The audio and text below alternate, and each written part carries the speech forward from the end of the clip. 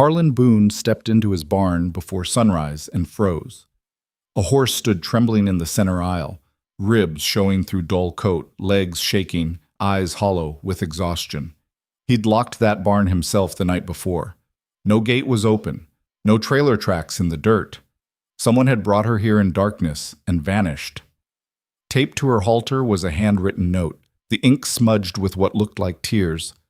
"Her name is Scarlet. I'm dying. Please don't let her die too." In 40 years of ranching, Harlan had seen plenty of trouble, but nothing like this. If you want to see how one desperate act changed everything, stay with me until the end, and drop a like and comment with your city so I can see how far this story travels. Harlan Boone had always been a man of routine.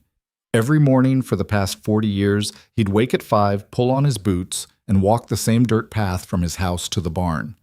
The ranch wasn't big, 20 acres of scrubland and patchy grass in the high desert outside a town called Prospect Ridge. But it was his, and he knew every inch of it. He knew which fence posts leaned, which water troughs needed cleaning, which hens laid eggs and which ones just ate feed and complained. He knew the sound of his own gate, the creak of his own barn door, the particular smell of hay and horse sweat that greeted him every dawn. So when he pushed open the barn door that October morning and saw the mare standing there, he knew immediately that something was very, very wrong. She was a chestnut, or had been once. Now her coat was dull and patchy, stretched tight over ribs that showed like fence slats. Her legs trembled, her head hung low. She didn't move when he stepped inside, didn't even flick an ear. Just stood there in the center aisle, swaying slightly, as if the effort of standing was almost more than she could manage. Harlan stopped in the doorway, his hand still on the latch. His mind ran through possibilities. Gate left open? No. He'd locked it himself last night. Fence down? He'd walked the property yesterday afternoon and hadn't seen a gap. Someone's horse got loose and wandered in? Possible, but unlikely. Prospect Ridge was remote, and the nearest neighbor with horses was 5 miles off. He took a slow step forward. The mare's eyes tracked him, but she didn't startle, didn't retreat, just watched him with a kind of exhausted resignation that made his chest tighten. "Easy," he said quietly. "Easy now." He moved closer, keeping his hands low and visible. Up close, she looked even worse. Her hooves were cracked and overgrown. Her mane was matted with burrs. There were old scars along her shoulders, faint white lines that spoke of poorly fitted tack or rough handling. But it was her eyes that got him, dark and glassy, filled with a weariness that went deeper than physical exhaustion. And then he saw the note. It was taped to her halter with clear packing tape, a single sheet of lined paper folded once. The handwriting was shaky, the letters uneven, as if the person who'd written it had been struggling just to hold the pen.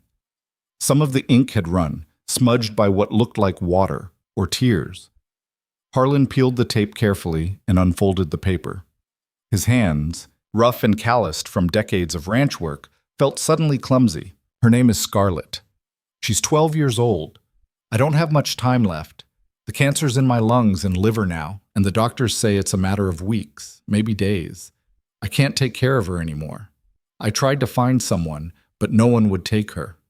The rescue places are full. My daughter won't answer my calls.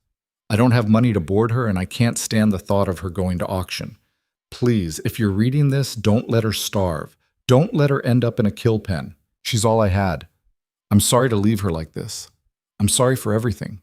There was no signature, no phone number, no return address, just those words written in a hand that had clearly been shaking, and the desperate hope that whoever found the horse would do the right thing.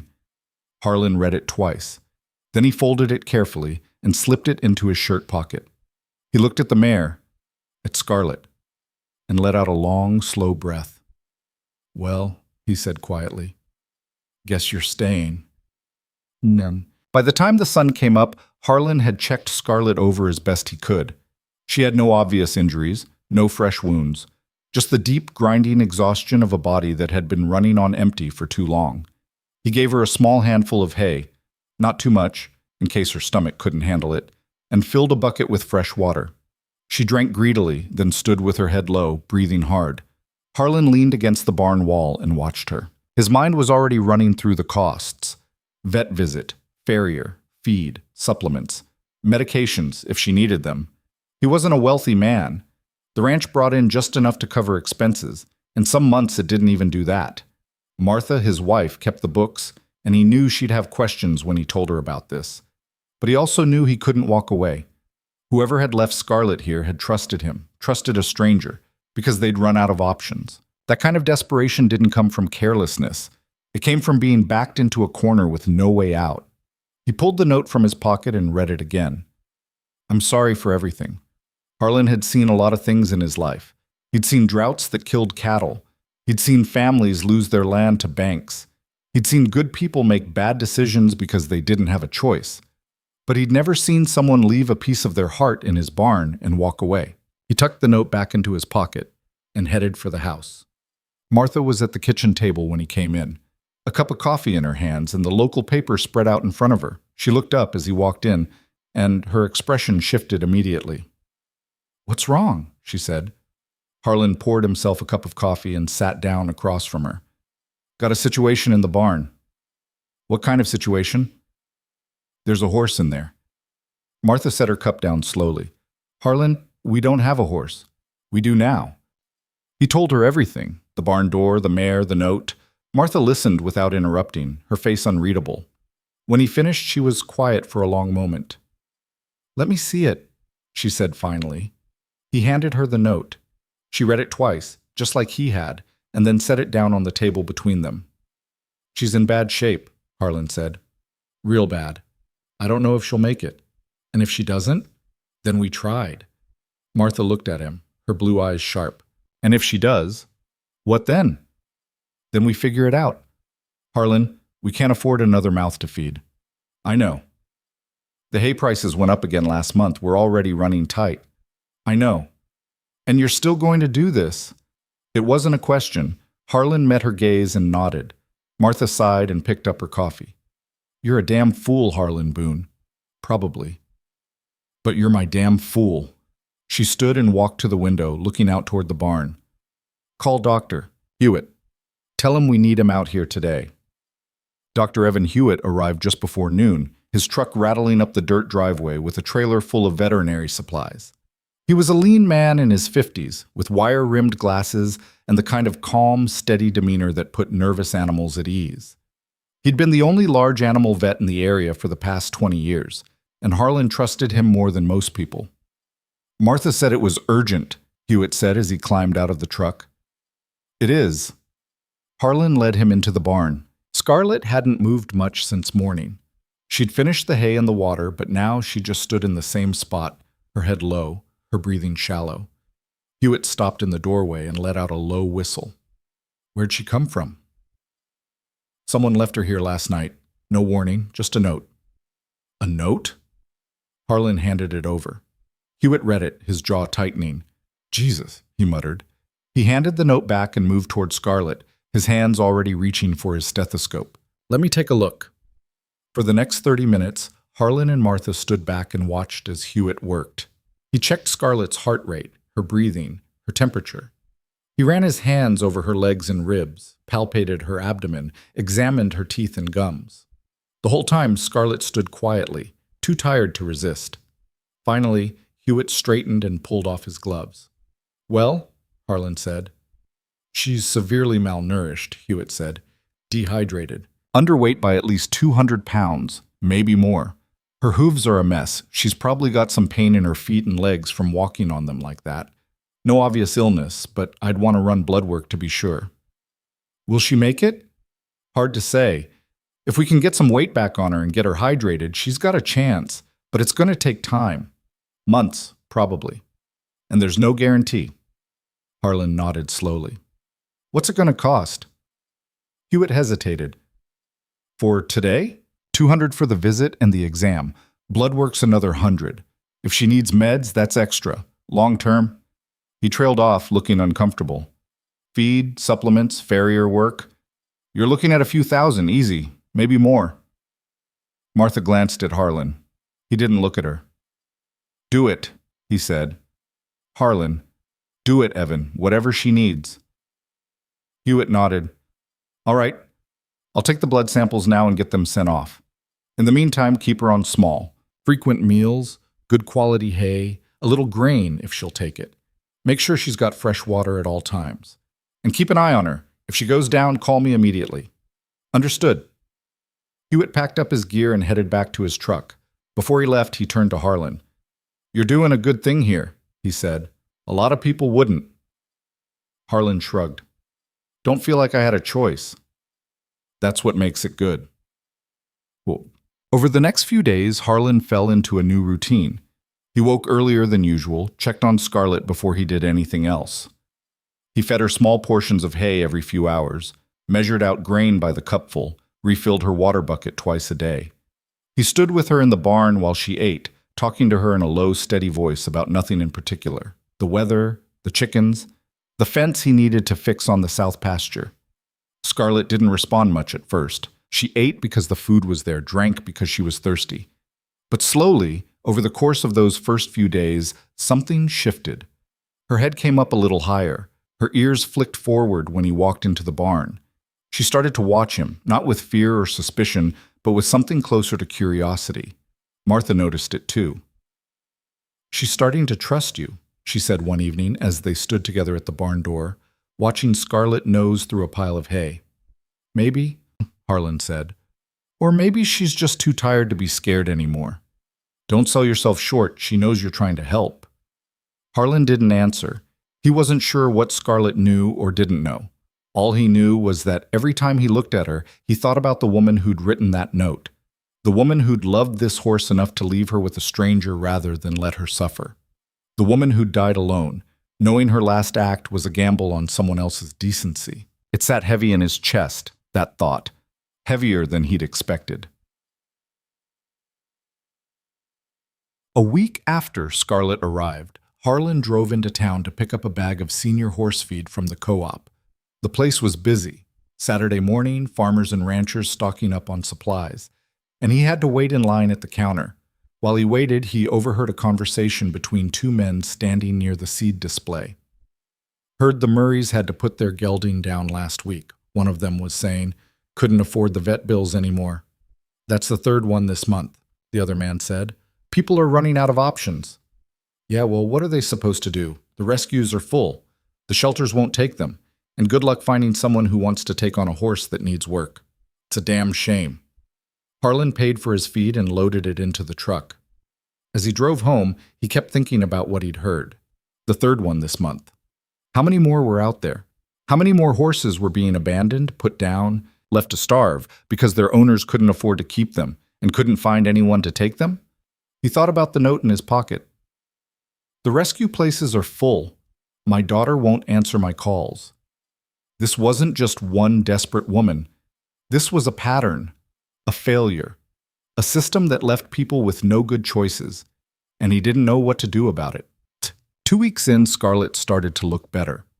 Not healed, not by a long shot, but better.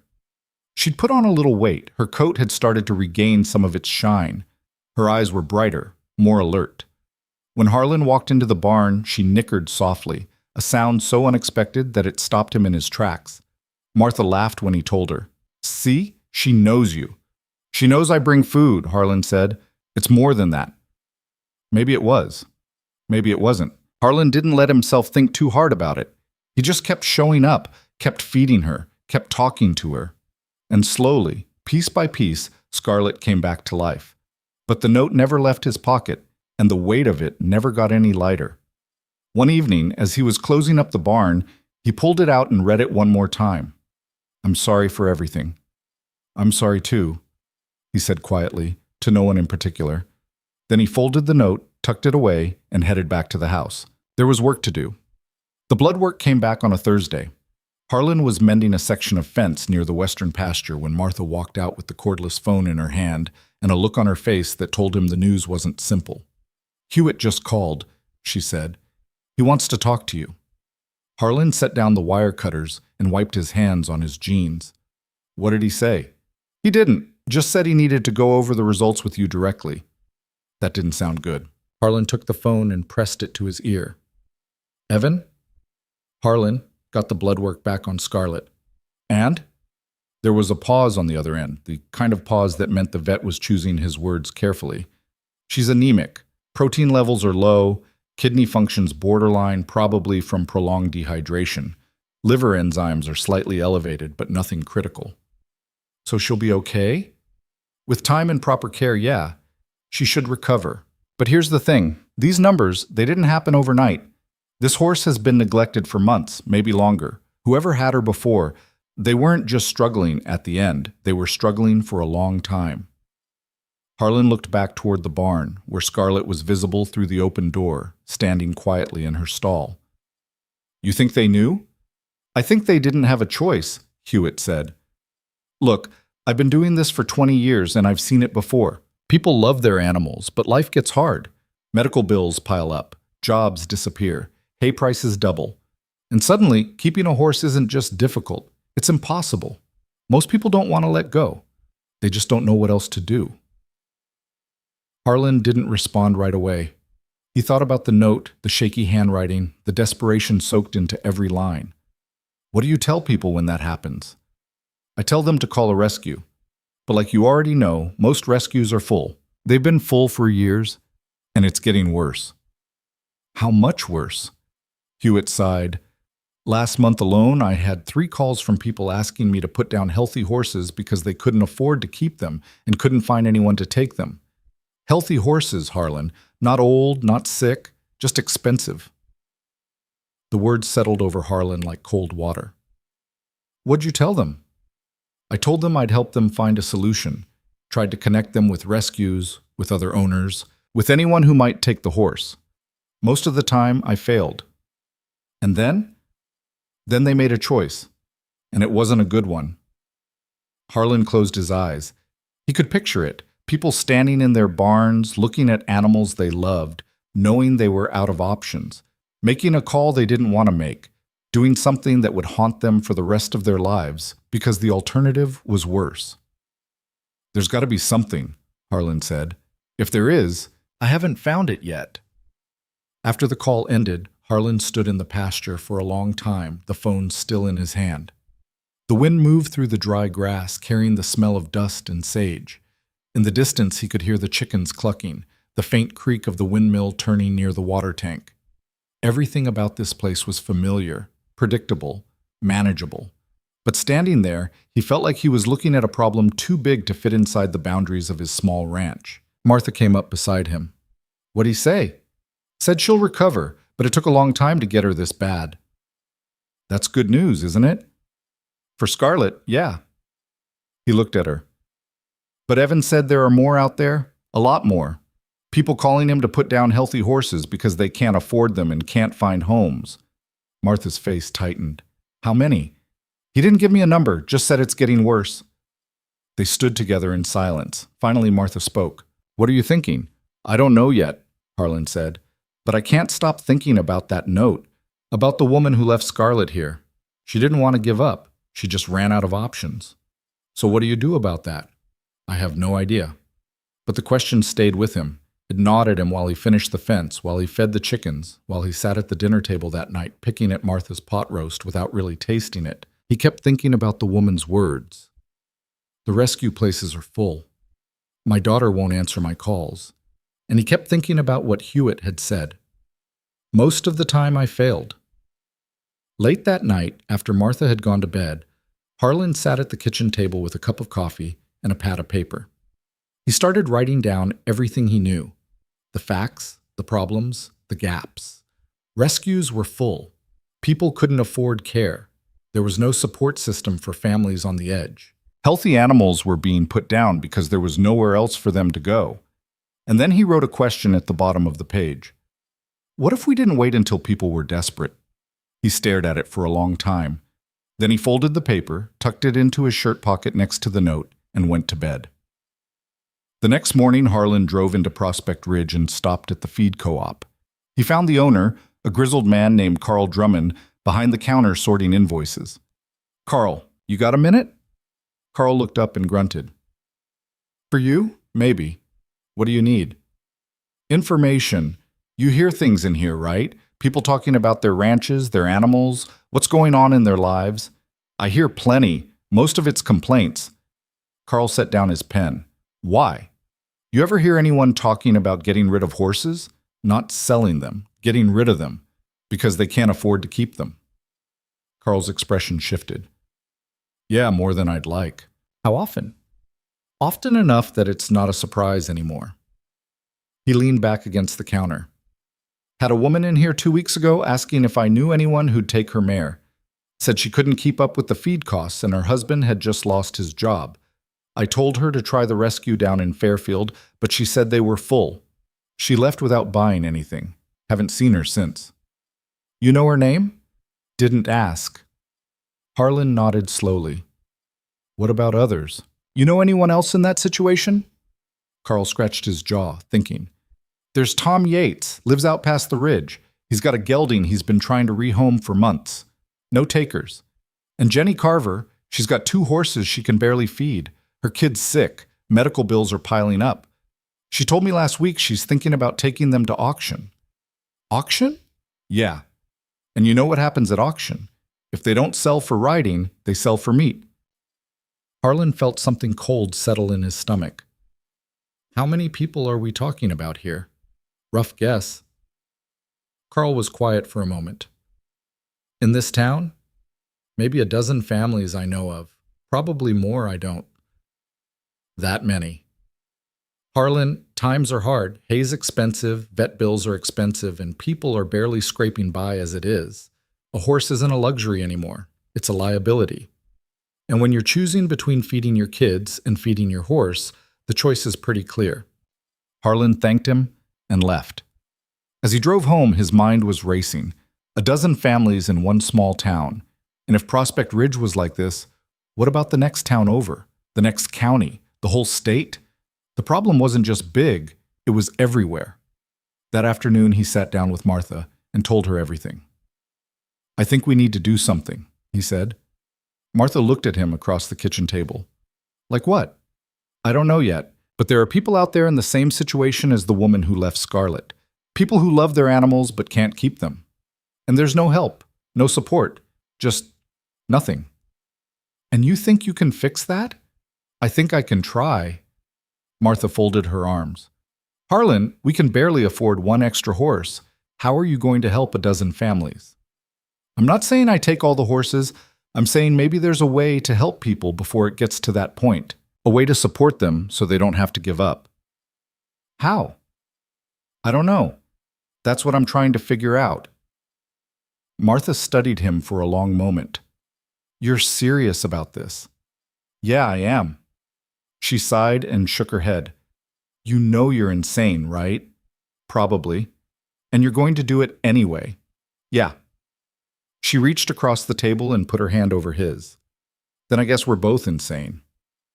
Over the next 2 weeks, Harlan started asking questions. He talked to people at the co-op, at the diner in town, at the post office. He asked about horses, about costs, about struggles. And the more he asked, the more stories he heard. There was a retired teacher named Linda whose pension didn't cover the cost of keeping her 2 mares. There was a ranch hand named Miguel who'd taken in a starving horse from a neighbor and now couldn't afford the vet bills. There was a single mother named Beth whose daughter had begged for a pony, and now Beth was working 2 jobs just to pay for feed. Every story was different, but they all had the same ending. People backed into corners, out of options, facing impossible choices. Harlan started keeping notes. Names, situations, needs. He didn't have a plan yet, but he had information, and information was a start. One evening, he was at the barn checking on Scarlet when he heard a truck pull up the driveway. He walked outside and saw Evan Hewitt climbing out, a folder tucked under his arm. Didn't know you were coming by, Harlan said. I wasn't planning on it. Hewitt held up the folder. But I've been thinking about our conversation, and I wanted to show you something. They went into the barn. Scarlet looked up from her hay, ears pricked forward, and Hewitt smiled. She looks better. She's getting there. Hewitt opened the folder and pulled out a stack of papers. These are intake forms from the rescue in Fairfield. I called them yesterday and asked how many horses they've turned away in the past 6 months. They sent me this. Turski Saman Price Samutsan. Harlan took the papers and started reading. The numbers were staggering. Over 100 horses turned away. Not because they weren't in need, because there was no room. That's just one rescue, Hewitt said. There are 5 others in the region, and they're all in the same situation. Full capacity, waiting lists a mile long, and no funding to expand. Harlan set the papers down on a hay bale. So what happens to the ones that get turned away? Best case? The owner finds a private home. Worst case? Hewitt shook his head. You don't want to know. I think I already do. Hewitt looked at him. You're planning something, aren't you? I'm thinking about it. What kind of something? Harlan hesitated. He hadn't said the idea out loud yet, hadn't fully formed it in his mind, but standing there in the barn with Scarlet watching him quietly from her stall, he felt the weight of it pressing down on him. The note in his pocket, the stories he'd heard, the numbers on the page. I'm thinking, he said slowly, that maybe we don't need another rescue. Maybe we need something different, something that helps people before they get desperate, before they have to give up their animals. Like what? I don't know yet. A network, maybe. A way to connect people who need help with people who can give it. Feed donations, vet care, temporary boarding, whatever it takes to keep families from losing their horses. Hewitt was quiet for a moment, then he nodded. That's a good idea. You think so? I think it's the first good idea I've heard in a long time. I don't know how to do it, though. I'm just a rancher. I don't know anything about running a network or organizing people or... You know how to show up. Hewitt interrupted. You know how to do the right thing even when it's hard. That's more than most people. Harlan looked at Scarlet, at the way her coat had started to shine again, at the strength slowly returning to her body. What if it doesn't work? What if it does? That night, Harlan couldn't sleep. He lay in bed next to Martha, staring at the ceiling, his mind running in circles. He kept thinking about the woman who'd left Scarlet, about her final act of trust, about the fact that she'd had no other choice. And he kept thinking about Hewitt's question. What if it does? Finally, he got up and went to the kitchen. He pulled out the pad of paper and started writing. Not notes this time, ideas, a plan. Something rough and incomplete, but real. By the time the sun came up, he had the outline of something. It wasn't perfect. It wasn't even close to perfect. But it was a start. A week later, Harlan stood in the community center in Prospect Ridge, looking out at a room full of people. He hadn't expected this many. He'd put up flyers at the co-op, at the diner, at the post office, announcing a meeting to discuss support for local horse owners. He'd hoped for maybe 10 or 15 people. There were over 40. They filled the folding chairs, lined the walls, stood in the back near the door. Ranchers and retirees, teachers and truck drivers, people he knew and people he'd never seen before. All of them looking at him, waiting. Harlan's mouth went dry. He wasn't a public speaker. He wasn't good with crowds. He was a man who worked with his hands, who fixed fences and fed animals and kept to himself. But he'd started this, and now he had to follow through. He cleared his throat. Thanks for coming. I know most of you don't know me. My name's Harlan Boone. I run a small ranch outside town, and a few weeks ago someone left a horse in my barn. He told them about Scarlet, about the note, about the woman who'd run out of options and made a desperate gamble on a stranger's decency. He told them about the conversations he'd had, the stories he'd heard, the numbers Hewitt had shown him. There are people in this room right now, he said, who are struggling to keep their animals, who are one vet bill away from losing them, who love their horses but don't know how much longer they can hold on. A few heads nodded. A woman in the third row wiped her eyes. And there are rescues out there trying to help, but they're full. They can't take anymore, so people are stuck. They're making choices they don't want to make, and animals are suffering because of it. He paused, looking out at the faces in front of him. I don't have all the answers. I'm not even sure I have any answers. But I think we can do better. I think we can build something here, a network, a support system, so that people don't have to face this alone. So that when someone's struggling, they have somewhere to turn before it's too late. The room was silent. Harlan felt his heart pounding. Then a man in the back raised his hand. What kind of support are you talking about? Whatever's needed, Harlan said. Feed donations for families who can't afford it. Volunteers to help with care. Temporary boarding if someone's going through a rough patch. Vet care, farrier work, whatever keeps the animal healthy and the family from giving up. A woman near the front spoke up. Who's going to pay for all that? I don't know yet, Harlan admitted. I'm hoping we can figure it out together. Maybe donations, maybe fundraising, maybe we all chip in a little and make it work. Another voice, this one skeptical. And what if it's not enough? What if people take advantage? Then we deal with it, Harlan said. But I'd rather take that risk than do nothing.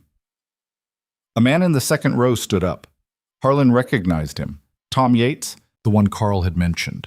The man with the gelding he couldn't rehome. I've been trying to find a home for my horse for 6 months, Tom said, his voice rough.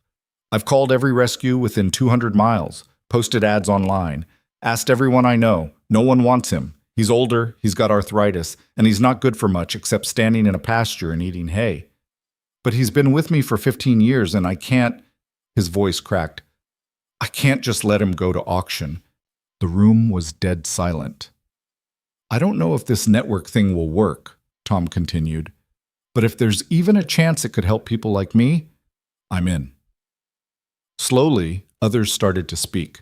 A woman who'd been trying to care for her late mother's mare, a man whose daughter's pony had medical issues, a retired vet tech who wanted to volunteer her time.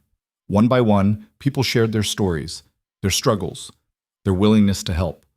And Harlan stood at the front of the room, listening, and felt something shift. This wasn't just his idea anymore. It was theirs, all of theirs. By the time the meeting ended 2 hours later, they had the beginnings of a plan, a volunteer list, a donation system, a network of people committed to helping each other. It wasn't perfect. It wasn't anywhere close to perfect, but it was real. As people filed out, a woman approached Harlan. She was small, with graying hair pulled back in a ponytail and tired eyes. I'm Jenny Carver, she said. Carl at the co-op told you about me, I think. Harlan nodded. The one with 2 horses and the sick kid. That's me. She looked down at her hands. I was going to take them to auction next week. I didn't want to, but I didn't see another choice. And now? She looked up at him, and there were tears in her eyes. Now I think maybe I don't have to. Harlan didn't know what to say, so he just nodded. Jenny reached out and squeezed his hand. Thank you, she whispered. Then she turned and walked away. Harlan stood there for a long time after everyone had left, the community center empty and quiet around him.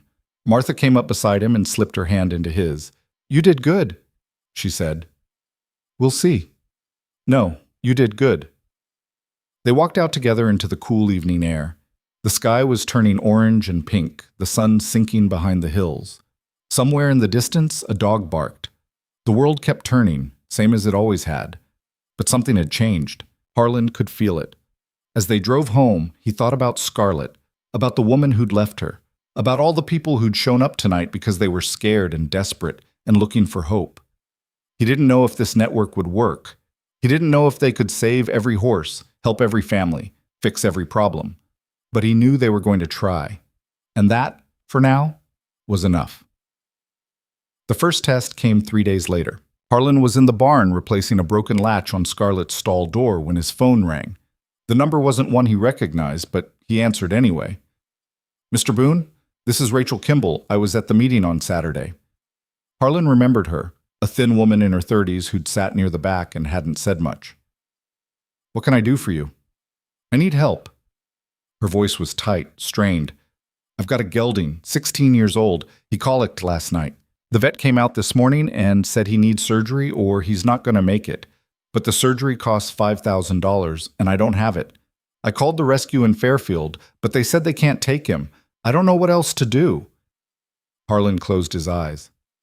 $5,000. That was more than the entire network had even talked about raising. Where are you located? About 10 miles south of town, off Highway 9. Give me an hour. I'll come out and take a look. He hung up and stood there for a moment, his mind racing. Then he called Martha. We've got our first case, he said. Martha was quiet for a beat. What do you need? I need to figure out how to come up with $5,000 in the next few hours. That's not possible. I know. So what are you going to do? I'm going to go out there and see what I can do. He drove out to Rachel's place. A small rented property with a sagging barn and a paddock full of weeds. Rachel met him at the gate, her face pale and her hands shaking. "He's in the barn," she said. "The vet gave him something for the pain, but he said it won't last long." Harlan followed her inside. The gelding was a bay, lying on his side in a stall bedded with straw. His breathing was labored, his eyes glazed. Harlan knelt down beside him and put a hand on his neck. The horse's skin was clammy, his pulse rapid. "What's his name?" Harlan asked. "Cooper." Harlan looked up at Rachel. She was crying, tears running down her face. Her arms wrapped around herself like she was trying to hold herself together. "Tell me what the vet said, exactly." "He said it's a torsion, the intestine twisted. Cooper needs surgery to fix it, and even then there's only about a 60% chance he'll survive. But without surgery he'll die, probably within the next 12 hours. Harlan stood up slowly. "And you can't afford the surgery." "I've got $800 in my savings account. That's it. I already asked my family. They don't have it either." "What about payment plans? Did the vet mention that?" "He said the clinic doesn't do payment plans for surgeries. They need the money up front." Harlan looked back down at Cooper. The horse's breathing was getting worse, each breath a struggle. He thought about Scarlet, about the note, about the woman who'd had no options left, and he thought about what he'd said at the meeting. "We can do better." But $5,000 was a hell of a lot of money. He pulled out his phone and called Evan Hewitt. "Evan, it's Harlan. I need you to do me a favor." "What kind of favor?" "I need you to call the clinic in Ridgemont and ask them if they'll take a horse for emergency colic surgery if I guarantee partial payment up front and the rest within 30 days. How much can you guarantee?" Harlan did the math in his head. His own savings account had about $3,000. Martha's had maybe another $1,000. $4,000, maybe 4 or 5 if I can scrape together some extra. "And the rest?" "I'll figure it out." Hewitt was quiet for a moment. "You're serious?" "Yeah." "Harlan, this isn't your horse. This isn't your responsibility." "I know." "And you're still going to do this?" "Yeah," Hewitt sighed. "Give me 10 minutes." Harlan hung up and turned to Rachel. "I'm going to make some calls. Don't give up on him yet." "I can't pay you back," she said, her voice breaking. "Even if you get the surgery, I can't pay you back. I don't have the money." "We'll figure it out." "How?" Harlan didn't have an answer for that, so he just walked outside and started making calls. He called Martha first. "I need you to pull everything out of our savings account." "All of it?" "Yeah, since..." "Harlan, I know, but I can't let this horse die because we didn't try." Martha was quiet for a long moment. Then she said, "Okay, I'll go to the bank now." Next he called Tom Yates. "Tom, it's Harlan Boone. I need a favor." "What kind of favor?" "I need money, fast. There's a horse that needs emergency surgery and the owner can't afford it. I'm covering most of it, but I'm short about $1,000. Can you help?" Tom didn't hesitate. "I'll bring it by your place in an hour." Harlan called 3 more people from the meeting. 2 of them said yes. One said she didn't have any money to spare, but she could spread the word. Within 45 minutes, Harlan had commitments for another $1,500. It wasn't enough, but it was close. Hewitt called back. "The clinic will do it. They want $4,000 up front and the rest within 30 days. But Harlan, if you can't come up with that remaining $1,000, you're on the hook for the full amount." "I understand. And if the horse doesn't make it through surgery, you're still on the hook. I understand. All right, bring him in. I'll meet you there." Harlan went back into the barn. Rachel was sitting on the floor next to Cooper, her hand on his shoulder, whispering to him. "We're taking him to Ridgemont," Harlan said. "The surgery's happening, but we need to move fast." Rachel looked up at him, her face streaked with tears. "How did you—" "Don't worry about that right now. We need to get him loaded." It took 20 minutes to get Cooper into the trailer. He was weak, barely able to stand, and Harlan had to half carry him up the ramp. By the time they got him secured, Harlan's back was screaming and his shirt was soaked with sweat. Rachel rode with Cooper in the trailer. Harlan drove, his hands tight on the wheel, his mind running through everything that could go wrong. The horse could die before they got there. The surgery could fail. He could end up $5,000 in debt with nothing to show for it. But he kept driving. They reached the clinic just after noon. Hewitt was waiting outside with 2 vet techs and a gurney. They got Cooper unloaded and into the surgical prep room within minutes. Rachel stood in the hallway, watching through the window, her arms wrapped around herself again. Harlan stood beside her. He's in good hands. What if he doesn't make it? Then at least we tried. The surgery took 4 hours. Harlan spent most of that time in the waiting room, pacing back and forth, drinking bad coffee from a vending machine. Martha showed up halfway through with a bank envelope containing their savings. Tom Yates arrived 20 minutes later with $1,000 in cash. A woman Harlan barely knew from the meeting showed up with $250 and a bag of sandwiches. By the time the surgeon came out, Harlan had the full $5,000. The surgeon was a tired-looking woman in her 50s with blood on her scrubs and bags under her eyes. He made it through, she said. We were able to correct the torsion and remove the damaged section of intestine. He's stable for now. Rachel let out a sob. Is he going to be okay? The next 72 hours are critical, but if he makes it through that, his chances are good. Harlan felt something loosen in his chest. Not relief, not yet, but something close. He paid the clinic, counting out the cash and checks on the counter while the receptionist watched with wide eyes. When he was done, his savings account was empty and he owed money to 4 different people. But Cooper was alive. They stayed at the clinic until evening, watching Cooper through the observation window. He was hooked up to IV lines and monitors, his breathing steadier now, his eyes half closed. Rachel sat on a bench nearby, her head in her hands, her shoulders shaking. Harlan sat down beside her. You did the right thing. I almost didn't call you, she said. I almost just let him go. I thought it would be easier. But you didn't. No. She looked up at him. Why did you do this? You don't even know me. Harlan thought about that, about Scarlet, about the note, about the woman who trusted him with her dying wish. Because someone needed help, he said, and I was in a position to give it. But you didn't have to. Yeah, I did. Rachel wiped her eyes. I don't know how I'm ever going to pay you back. Don't worry about that right now. Just focus on getting him better.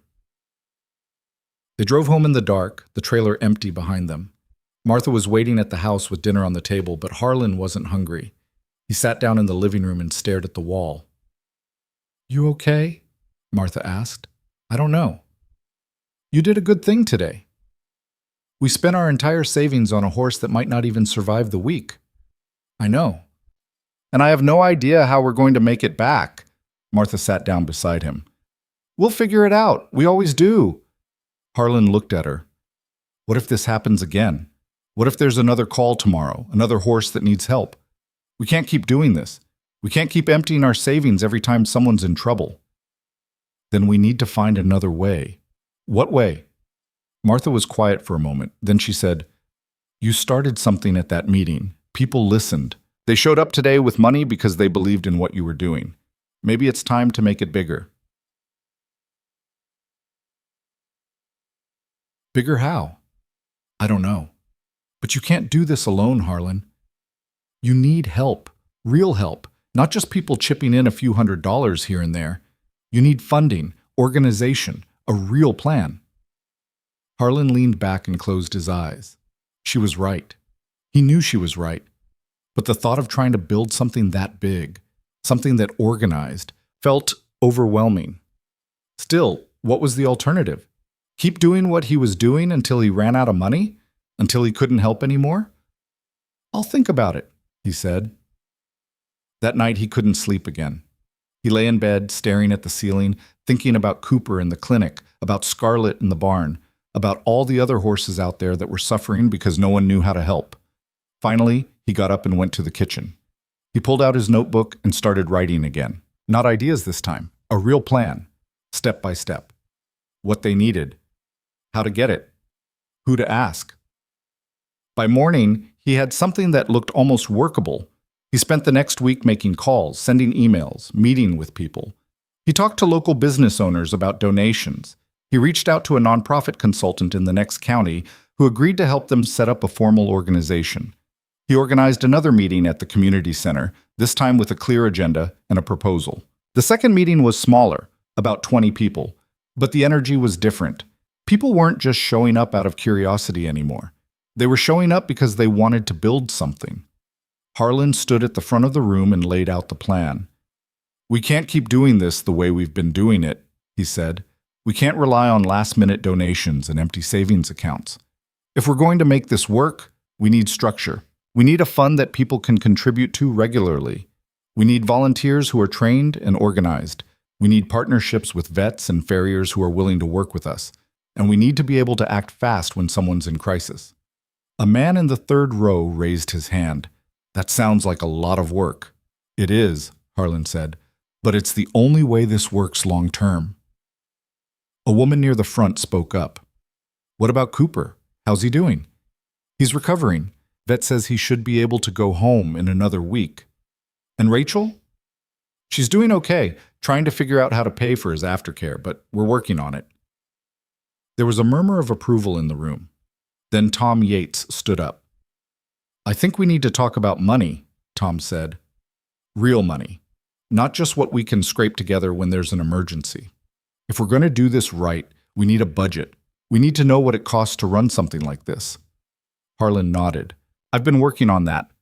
Based on what we've spent so far and what I'm hearing from other rescues, I think we need about $20,000 a year to start. That covers emergency vet care, feed assistance, farrier work, and basic operating costs." Someone in the back let out a low whistle. "20,000? Where are we going to get that?" "Fundraising, grants, donations, local businesses." Harlan looked around the room. "I know it sounds like a lot, but if we're serious about this, we have to be realistic about what it takes." Another voice, skeptical. "And what if we can't raise that much? What then?" "Then we do the best we can with what we have," Harlan said. "But I'd rather aim high and fall short than not try at all." The room was quiet for a moment. Then a woman Harlan didn't recognize stood up. She was older, maybe in her 60s, with gray hair and a no-nonsense expression. "My name's Eleanor Pritchard," she said. "I used to run a nonprofit in Ridgemont before I retired. I've been listening to what you're saying, and I think you're on the right track. But you need help. You need someone who knows how to write grant applications, how to manage donations, how to keep the books clean. If you're willing to let me help, I'm willing to do it." Harlan stared at her. "You'd do that?" "I would, because what you're doing matters. And I'm tired of watching animals suffer because people don't know where to turn." Another person stood up, then another. By the end of the meeting, they had a treasurer, a volunteer coordinator, and a committee dedicated to fundraising. They had a name for the organization, Hope Ridge Equine Support, and a mission statement. They had the beginnings of something real. As people filed out, Eleanor came up to Harlan. "You've got something good here," she said, "but you need to be careful. Once you formalize this, once you start taking donations and making commitments, people are going to hold you accountable. Are you ready for that?" "I don't know," Harlan said honestly. "But I don't think I have a choice." Eleanor smiled. "That's the right answer." Over the next few weeks, things moved fast. Too fast, sometimes. Eleanor helped them file the paperwork to become a registered nonprofit. They set up a bank account, created a website, and started accepting donations.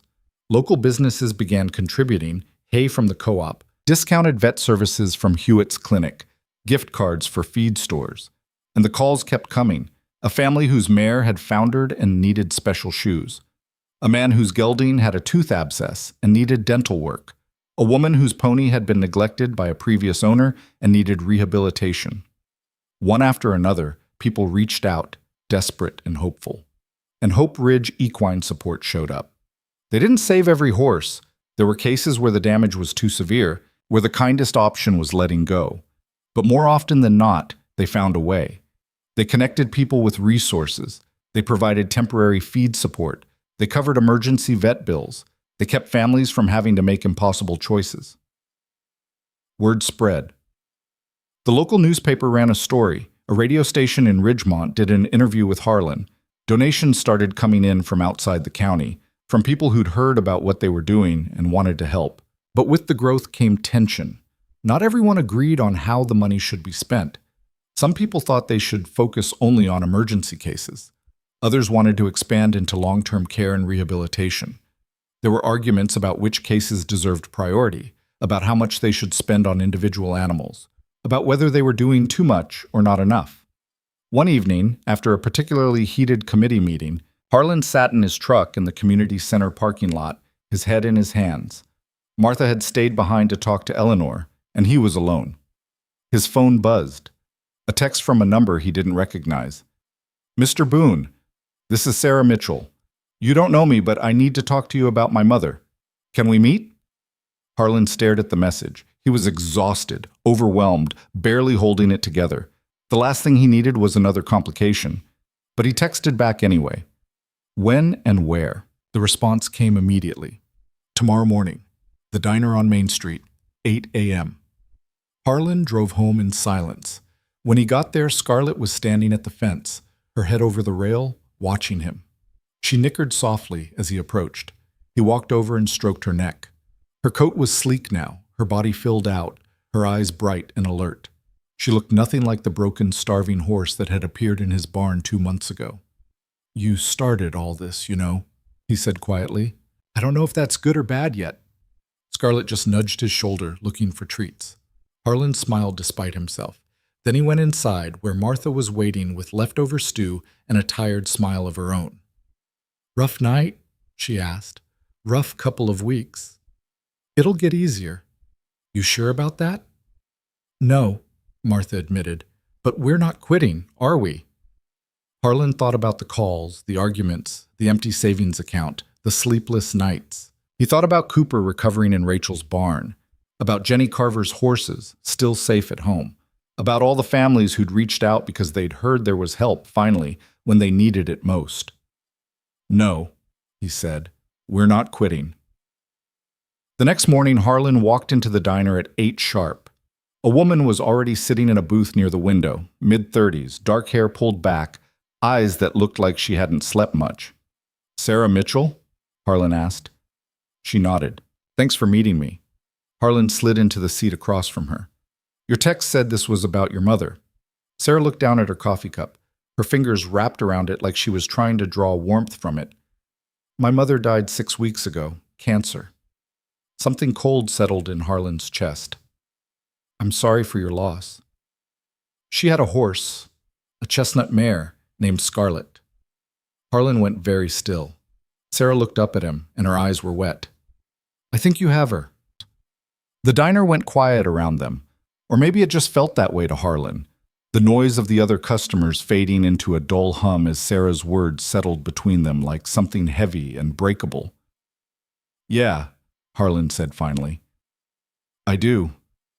Sarah exhaled, a shaky sound that might have been relief or grief or both. She looked out the window, blinking hard. "I wasn't sure. I've been trying to find her for weeks. I called every rescue, every vet office, posted on every online group I could find. No one had seen her. And then someone told me about your organization, and I saw the article in the paper. There was a picture of you standing next to a chestnut mare." She looked back at him. "That's her, isn't it?" "It is." "Can I see her?" Harlan nodded slowly. "Yeah. But first, I need to understand something. Your mother's note said you wouldn't answer her calls." Sarah's face crumpled. She pressed her hands against her eyes, her shoulders shaking. For a long moment she couldn't speak. Then she lowered her hands and stared at the table. "I know what the note said. I know what she thought. And she was right." Her voice was hoarse. "I didn't answer. I saw her calling, and I let it go to voicemail over and over because I was angry, because we'd been fighting for months, and I was tired of it, and I just—" She stopped, swallowing hard. "I told myself I'd call her back when I calmed down, but I didn't. And then it was too late." "What were you fighting about?" "Everything. Nothing. The cancer, mostly. She wouldn't do treatment. She said she was done fighting, that she just wanted to live whatever time she had left on her own terms. And I couldn't accept that. I kept pushing her to try another round of chemo, to see another specialist, to not just give up. We screamed at each other on the phone. I told her she was being selfish. She told me I didn't get to make her decisions for her." Sarah's hands clenched into fists on the table. The last thing I said to her was that if she wasn't going to fight, I wasn't going to watch her die. And then I stopped answering. Harlan didn't say anything. There wasn't much to say. She left me 3 voicemails in those last few weeks, Sarah continued. I didn't listen to them until after she died. The first 2 were her asking me to call her back, saying she needed to talk to me about Scarlet. The third one, her voice broke. The third one, she said she understood why I wasn't answering. She said she didn't blame me. She said she loved me and she was sorry, and she hoped someday I'd forgive her for giving up. Sarah looked at Harlan, tears running down her face. She wasn't the one who needed forgiveness. The waitress came by with a coffee pot, saw Sarah's face, and quietly walked away. Harlan reached across the table and pushed a napkin toward her. Sarah took it and wiped her eyes, her breathing ragged. I found out she'd died from a hospice nurse, she said. I didn't even know she'd gone into hospice. By the time I got to her house, it was already being cleared out by the landlord. Everything was gone. Her furniture, her clothes, her pictures. And Scarlet was gone too. I thought maybe she'd sold her or given her to a neighbor, or... She shook her head. I didn't know what happened. I just knew she was gone, and I couldn't stop thinking that my mom died believing I didn't care. She knew you cared, Harlan said quietly. That's why she kept calling. But I didn't answer. No, you didn't, but people make mistakes, especially when they're scared. Sarah looked at him, her eyes red. Were you scared? When you found Scarlet? Harlan thought about that morning, the barn door swinging open, the starving mare standing in the center aisle. Yeah, I was scared she'd die before I could help her. Scared I'd make the wrong choice. Scared I'd let your mother down. You didn't. I didn't know that at the time. They sat in silence for a moment. Then Sarah said, Can I see her now? Harlan paid for their coffee and they drove out to the ranch in separate cars. The whole way there, his mind was churning. He didn't know what Sarah wanted. If she was here to take Scarlet back, he didn't have the right to stop her. The horse had never been his. He was just the person who'd answered a dying woman's prayer. But the thought of losing Scarlet now, after everything, sat heavy in his chest. When they pulled up to the house, Martha was out front hanging laundry on the line. She looked up as they got out of their cars, her expression curious. Martha, this is Sarah Mitchell, Harlan said. She's the daughter, Scarlet's owner. Martha's eyes widened. She set down the laundry basket and wiped her hands on her jeans. Oh. Sarah was already looking toward the barn, where Scarlet's head was visible over the stall door. Is that her? Yeah. Sarah started walking before Harlan could say anything else. He and Martha followed a few steps behind. Scarlet saw them coming and nickered, her ears pricked forward. She looked healthy now, coat glossy, eyes bright, body filled out with good muscle. She looked like a completely different horse from the one who'd arrived 2 months ago. Sarah stopped at the stall door, her hand reaching out slowly. Scarlet stretched her neck forward and sniffed Sarah's palm, then nuzzled against her hand. Sarah made a sound that was half laugh, half sob. Hi, girl. Hi, Scarlet. I'm sorry. I'm so sorry. She pressed her forehead against Scarlet's neck and started crying. Scarlet stood quietly, her ears flicking back and forth, as if she understood. Harlan and Martha stood back and let her have the moment. After a few minutes, Sarah straightened, wiping her face with the back of her hand. She looks amazing, Sarah said, her voice thick. I can't believe this is the same horse. My mom, she would have been so happy to see her like this. Your mother loved her, Harlan said. You could tell from the note. Scarlet was all she had after my dad died. She used to say that horse saved her life, gave her a reason to get up in the morning. Sarah stroked Scarlet's nose. And then she got sick, and everything fell apart. She couldn't afford the vet bills, couldn't keep up with the feed. She tried to get me to take Scarlet, but I live in an apartment in the city. I don't have space for a horse. I told her to sell her, but she wouldn't. She said Scarlet wasn't something you just sell.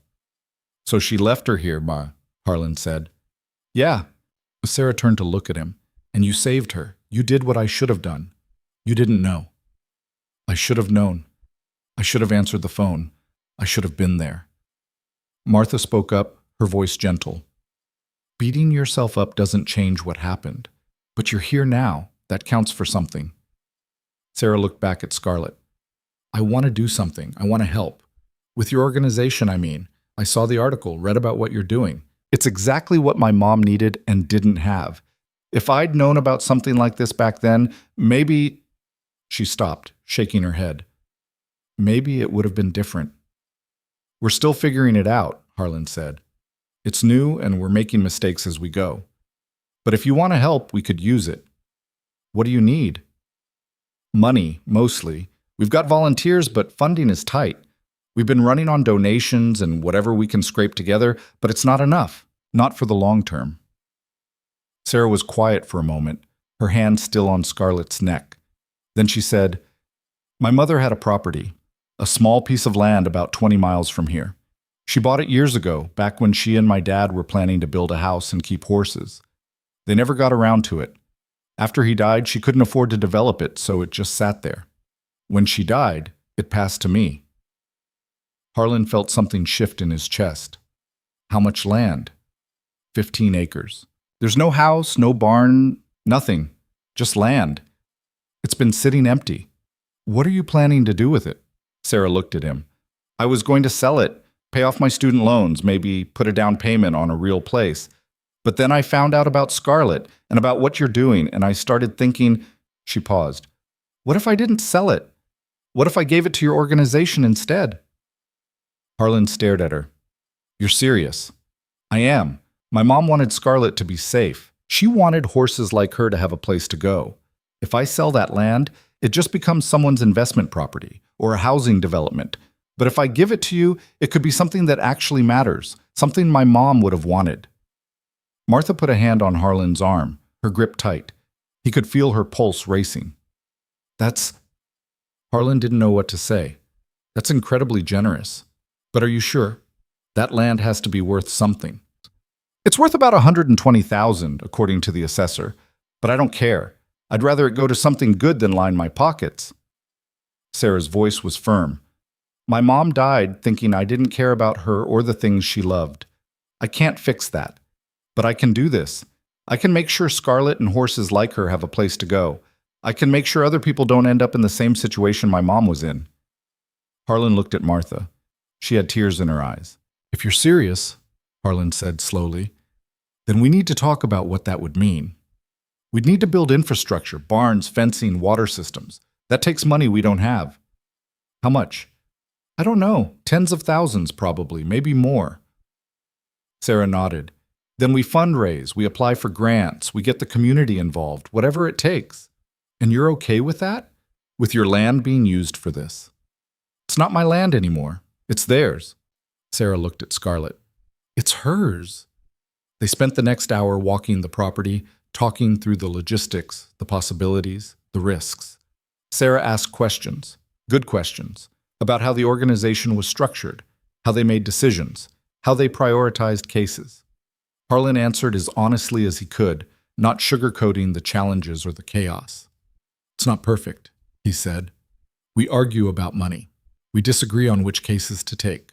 We've made mistakes, and we'll make more. But we're trying. That's all we can do.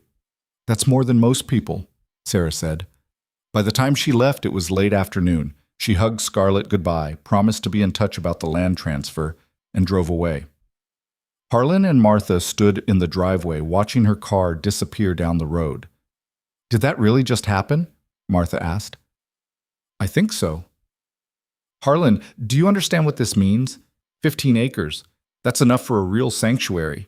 Enough to take in horses long term, not just patch them up and send them back. I know. We could build something permanent, something that lasts. Harlan nodded slowly.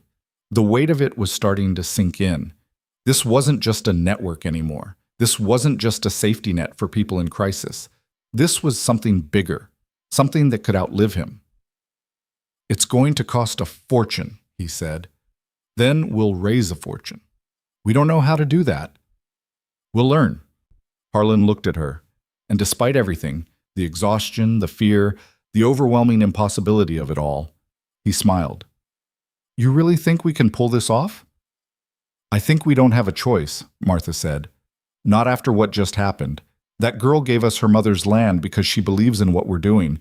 We can't let her down. No, Harlan said. We can't. That night, Harlan called an emergency meeting of the Hope Ridge Equine Support Committee. Eleanor, Tom, Evan Hewitt, and half a dozen others crammed into Harlan and Martha's living room, sitting on couches and folding chairs, mugs of coffee in their hands. Harlan told them about Sarah, about the land, about the opportunity in front of them.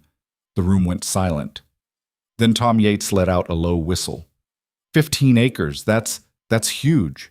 It's more than huge, Eleanor said. It's a game changer, but it's also a massive responsibility. We're talking about building a full sanctuary from the ground up.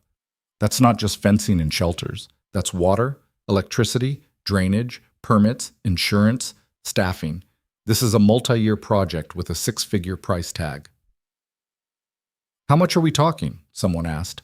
Eleanor pulled out a notepad and started scribbling. Rough estimate?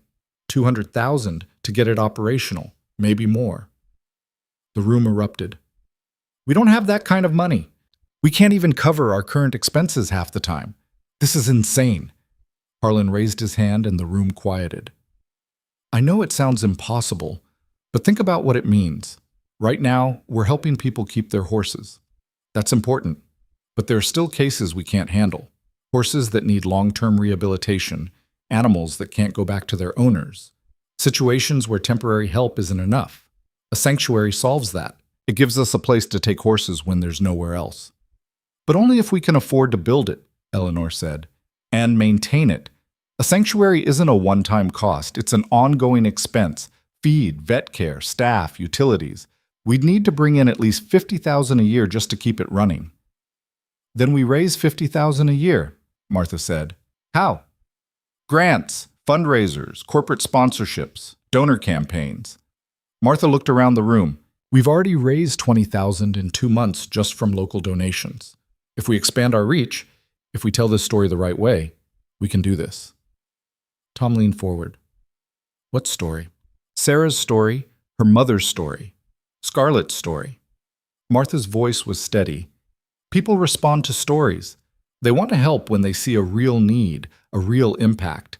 We tell them about the woman who left her horse in a stranger's barn because she had no other choice. We tell them about the daughter who gave up $120,000 worth of land to honor her mother's memory. We tell them about the horses we've already saved and the ones we could save if we had the resources. That's the story, and it's a good one. The room was quiet again, but this time it was a different kind of quiet. Thoughtful. Considering. Eleanor tapped her pen against her notepad. It could work, but we'd need to move fast. Land donations are tricky from a tax perspective, and we'd need to get everything formalized before the end of the year. We'd also need to put together a serious fundraising plan, not just asking for donations, but actively pursuing grants and partnerships. I can help with that, a woman named Diane said. She worked in development for a hospital in Ridgemont. I know how to write grant applications. I can reach out to some foundations I've worked with before. And I can talk to some of the businesses in town, Tom said. See if anyone's willing to sponsor the build. One by one, people started volunteering. Skills, connections, time. The impossible started to feel a little less impossible. By the end of the meeting, they had a plan. Rough, incomplete, but real. They'd accept the land donation. They'd launch a capital campaign to raise the funds for construction. They'd apply for every grant they could find. They'd organize fundraisers, reach out to the media, build momentum. And if it worked, if they could pull this off, they'd have a sanctuary, a place where horses could heal, a place where people didn't have to choose between their animals and survival. As people filed out, Eleanor lingered behind. She waited until the room was empty, then turned to Harlan. You know what you're signing up for, right? She said. This isn't just a bigger version of what you've been doing. This is a whole different level. You're going to be running a facility, managing staff, dealing with regulations and inspections and liability. It's going to consume your life. I know. And you're still going to do it. Yeah, she'ita. Eleanor studied him for a long moment. Then she smiled. Good, because I think you might actually pull this off. Over the next few weeks, things moved faster than Harlan could have imagined. Sarah worked with a lawyer to transfer the land title to Hope Ridge Equine Support. Eleanor filed the paperwork to accept the donation and sent out grant applications to a dozen different foundations.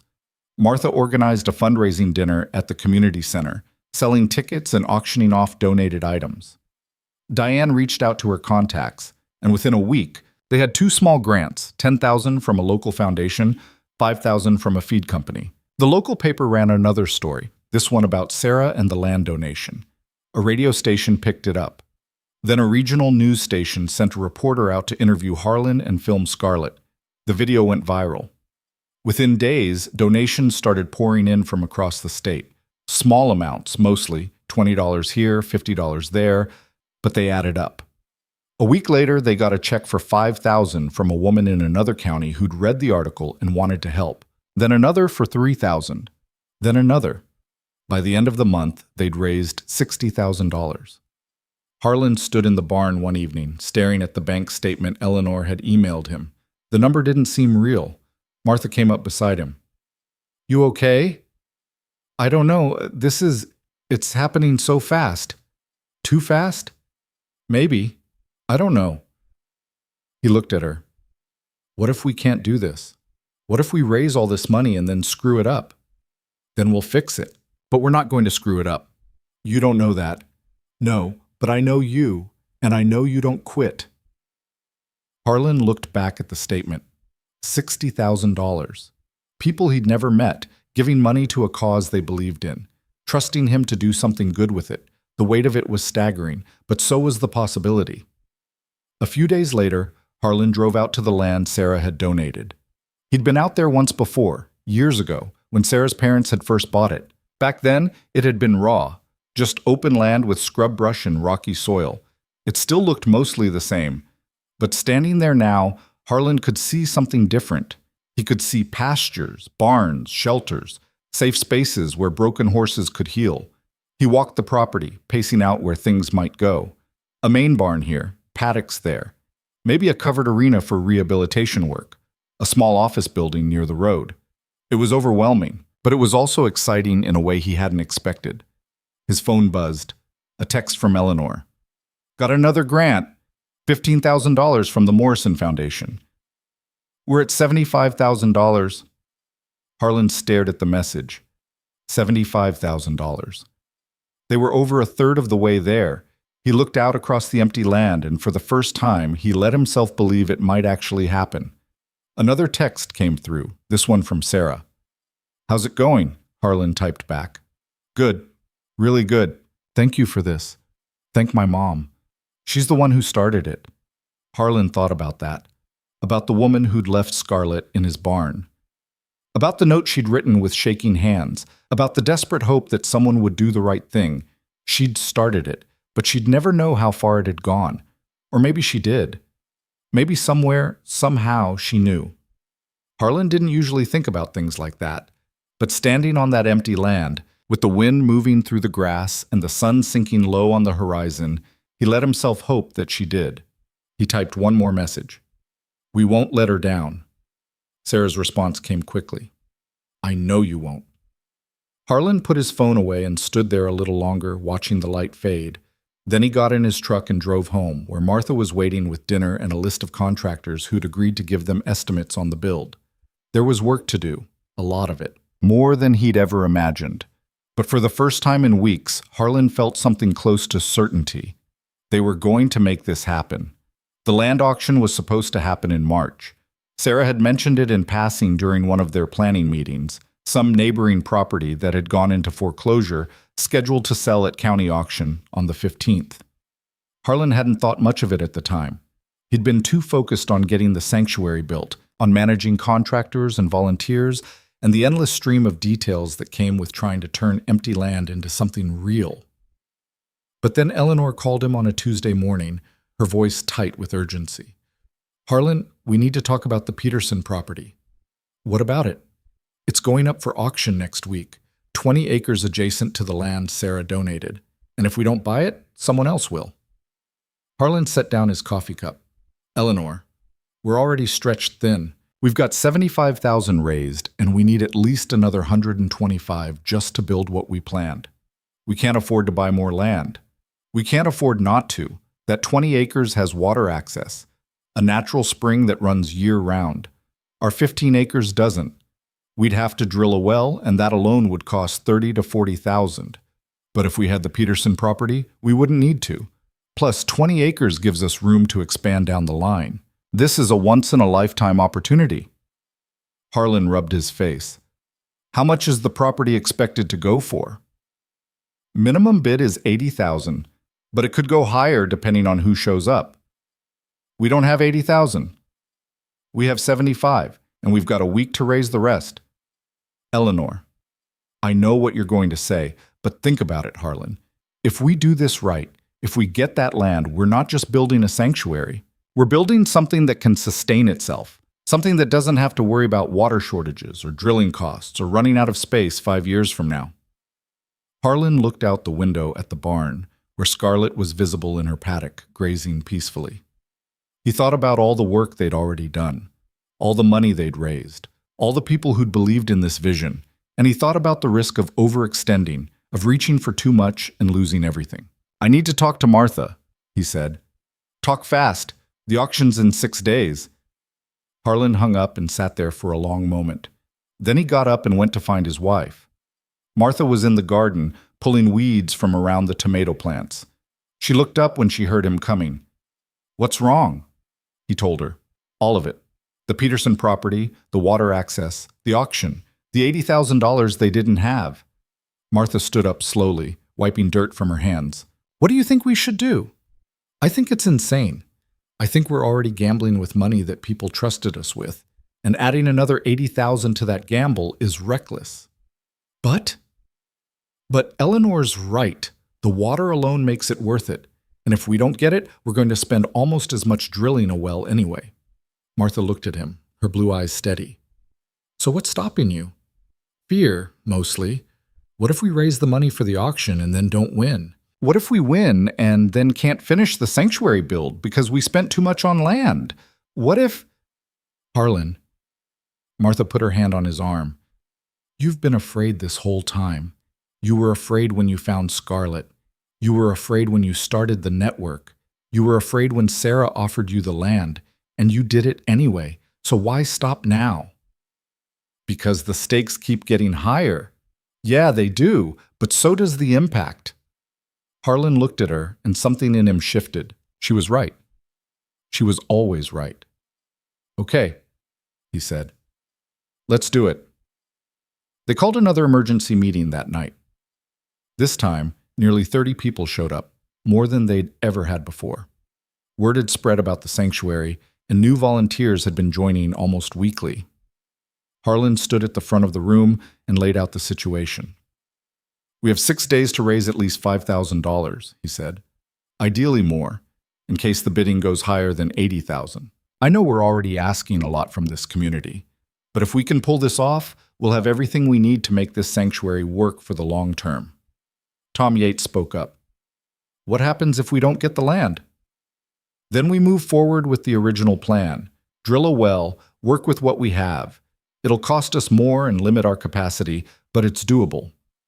And if we get the land but run out of money to finish the build, then we fundraise more, or we build in stages, whatever it takes. A woman in the back raised her hand.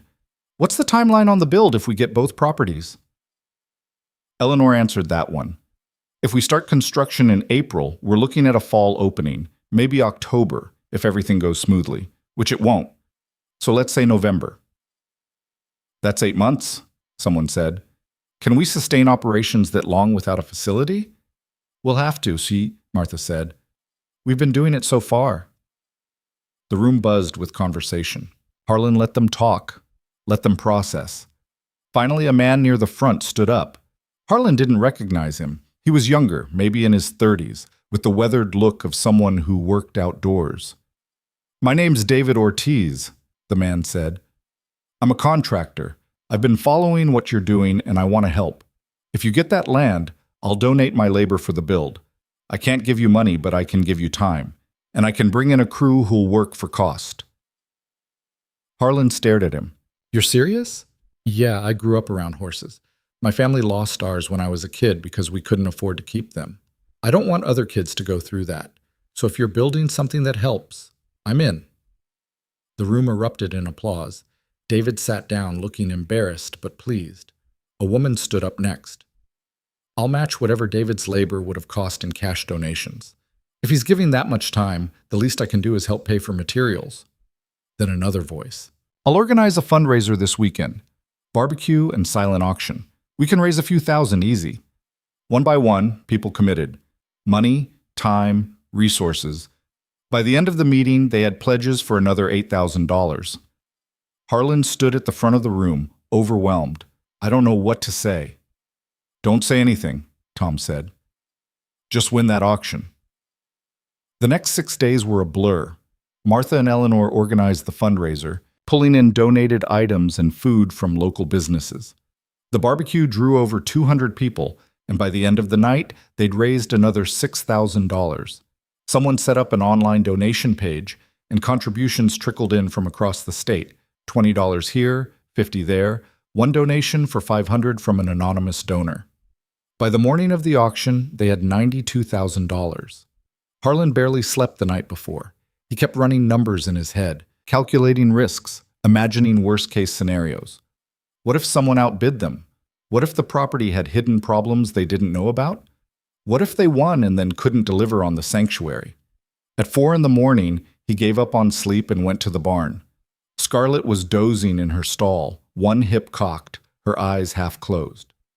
When she heard him, she lifted her head and nickered softly. Harlan leaned against the stall door. You know this all started because of you, right? If your owner hadn't left you here, none of this would be happening. Scarlet just blinked at him. I don't know if that's good or bad, Harlan continued. Most days I think it's good. But right now, I'm terrified. We're about to bet everything on a piece of land we might not even get. And if it goes wrong, a lot of people are going to be disappointed. A lot of horses are going to suffer because I made the wrong call. Scarlet stepped forward and nuzzled his hand, her breath warm against his palm. Yeah, Harlan said quietly. I know. We do it anyway. The auction was held at the county courthouse at 10 a.m. Harlan arrived early with Martha, Eleanor, and Tom. The room was already filling up. Other bidders, local ranchers, a few real estate developers in suits. Harlan recognized some of them. Others were strangers. Eleanor leaned over. Stay calm. Don't bid early. Let them drive the price up a bit, then come in strong. What if it goes over 92? Then we go to 95. That's our absolute ceiling. After that, we walk away. Harlan nodded, but his stomach was in knots. The auctioneer took the podium at 10 sharp. He ran through the preliminaries, property description, minimum bid, terms of sale. Then he opened the bidding. We'll start at 80,000. Do I have 80? A man in the second row raised his hand. 80,000. Do I have 85? A woman near the back. 85. Do I have 90? A developer in a suit. The bidding moved fast. 90, 92, 95. Harlan's heart was pounding. They were already at their ceiling, and he hadn't even bid yet. Eleanor squeezed his arm. Wait. The auctioneer called for 98. No one moved. Going once at 95, going twice. 98, Harlan said, raising his hand. Every head in the room turned. The auctioneer nodded. 98,000. Do I have 100? The developer hesitated, then shook his head. Going once at 98. Going twice. The auctioneer's gavel hovered. Sold to bidder 17 for $98,000. The room erupted in scattered applause. Harlan sat frozen, unable to process what had just happened. Martha grabbed his hand. We got it. We got it, Harlan repeated numbly. Eleanor was already on her feet, heading to the clerk's table to handle the paperwork. Tom clapped Harlan on the shoulder, grinning. You did it, man. You actually did it. Harlan looked around the room, at the strangers who were already filing out, at the life-changing decision he'd just made with a raised hand and 3 words. $98,000. They had 92 in the bank, which meant they were 6,000 short. He stood up on shaky legs and followed Eleanor to the clerk's desk. We need to arrange payment, Eleanor was saying. We have 92,000 available immediately. The remaining 6,000 we'll need to, I'll cover it. Harlan turned. Sarah Mitchell was standing behind him, checkbook in hand. Sarah, what are you doing here? I heard about the auction. Figured you might need backup. She opened the checkbook and started writing. 6,000, right? You don't have to do this. I know, but my mom would have wanted this land to be part of the sanctuary, and I'm not going to let $6,000 stand in the way. She tore out the check and handed it to the clerk. There. Done. Harlan couldn't speak. He just stared at her. This woman who'd already given up more than $100,000 in land value and was now handing over another $6,000 like it was nothing. Sarah saw his expression and smiled. Don't look at me like that. You've done more for my mom's memory than I ever could. This is the least I can do. I don't know how to thank you. Don't thank me. Just build something amazing. The paperwork took another hour. By the time they walked out of the courthouse, Hope Ridge Equine Support owned 35 acres of land and had less than $1,000 left in the bank. They were broke. They were terrified, and they were going to build a sanctuary. Construction started in April. David Ortiz and his crew showed up on a Monday morning with trucks and equipment ready to work. The first order of business was clearing the land, removing brush, leveling the ground where the barn would go, mapping out paddock areas. It was hard, dirty work, and Harlan was out there every day, working alongside the crew. Fundraising continued. Eleanor applied for more grants. Martha organized another event. Donations kept trickling in. Slowly, painfully, the money came together. By May, they had enough to start framing the main barn. By June, the structure was up. By July, they were working on fencing and paddocks. It wasn't smooth. There were delays, permits that took longer than expected, materials that arrived damaged, a week of rain that turned the construction site into a mud pit. There were arguments about design, about costs, about priorities. There were moments when Harlan was sure they'd bitten off more than they could chew. But the work continued, and the calls kept coming. Horses that needed help. Families in crisis. People who'd heard about Hope Ridge and wanted to know if there was space, if there was support, if there was hope. Not yet, Harlan told them, but soon. In August, they got a call from a woman named Patricia, whose horse had been neglected by a previous owner and seized by animal control. The horse was emaciated, covered in sores, terrified of people. Animal control was going to euthanize him if they couldn't find a placement within the week. Harlan stood in the half-finished barn, looking at the empty stalls that weren't quite ready, the paddocks that still needed gates, the water system that was only partially installed. We can't take him yet, Eleanor said. We're not ready. Then we get ready, Harlan said. They worked around the clock. David's crew installed the last of the fencing. Volunteers showed up to finish the stall doors, to connect the water lines, to lay gravel in the paddock. By the end of the week, one section of the barn was operational. They brought the horse in on a Friday. His name was Dusty, and he looked worse than Scarlet had. Ribs showing, hooves overgrown, eyes dull with resignation. He flinched when anyone came near him, and loading him into the trailer had taken 2 hours. But when they unloaded him at the sanctuary and led him into his stall, something changed. He stopped trembling. He looked around, his ears flicking forward, taking in the clean bedding, the fresh hay, the quiet. And for the first time since they'd found him, Dusty lowered his head and ate. Patricia stood outside the stall, tears running down her face. Thank you, she whispered. Thank you so much. Harlan watched Dusty eat, and he felt something settle in his chest. They weren't finished yet. There was still so much work to do. But they were here. They were real. And they were helping. By September, the sanctuary was nearly complete. The main barn had 12 stalls, all of them ready. The paddocks were fenced and secure. The water system was operational. They'd built a small office near the entrance and a covered arena for rehabilitation work.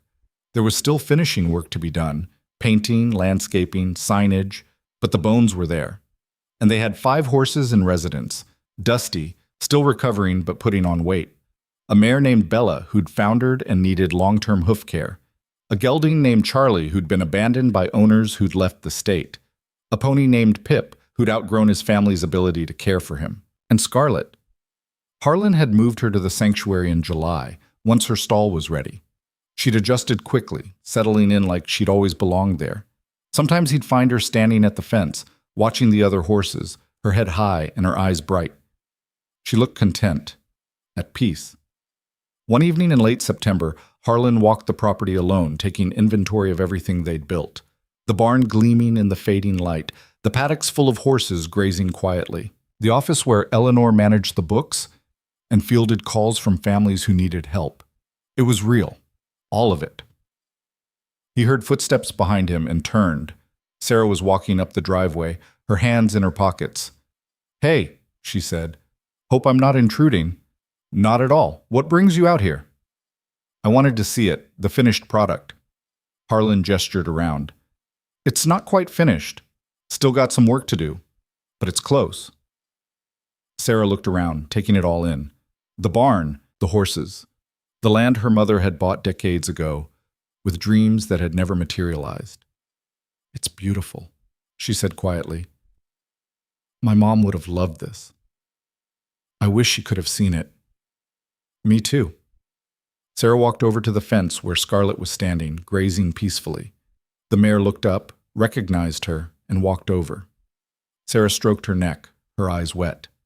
"I've been thinking a lot about my mom, about the calls I didn't answer, the time I wasted being angry. I can't get that back, but this," she gestured at the sanctuary, "this feels like I'm doing something she would have been proud of." "You are," Harlan said. "You gave us the foundation to build this. Without you, none of it would exist. Without you, my mom's last wish wouldn't have mattered. You're the one who answered when she needed someone. You're the one who saved Scarlet. You're the one who turned a desperate act into something that's going to help hundreds of horses." Sarah looked at him. "Don't downplay that." Harlan didn't know what to say, so he just nodded. They stood there together, watching Scarlet graze as the sun sank lower on the horizon. After a while, Sarah spoke again. "I've been thinking about moving back here. To Prospect Ridge, I mean. My job in the city is remote now, so I could work from anywhere. And I want to be closer to this. To her." She nodded at Scarlet. "To what we're building." "We'd be lucky to have you." Sarah smiled. "I'll take that as a yes." The grand opening was set for the first Saturday in October. They'd sent out invitations, posted on social media, contacted the local media. Harlan hadn't expected much, maybe 50 people, mostly volunteers and donors who'd been part of the journey. Over 300 people showed up. They filled the driveway, the paddock areas, the space in front of the barn.